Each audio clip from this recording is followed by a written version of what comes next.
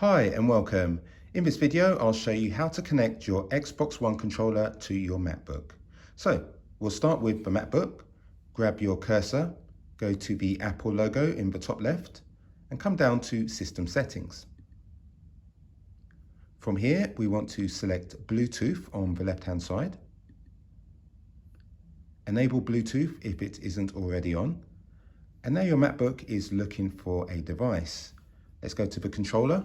We'll power it on by pressing the power button. Turn it to the side slightly and you'll just see this button here. Press and hold that.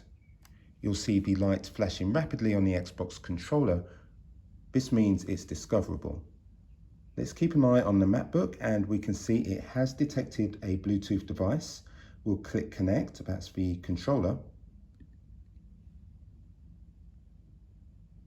And here it says my devices, Xbox wireless controller, it's connected. And as you can see on the controller as well, we have a solid light.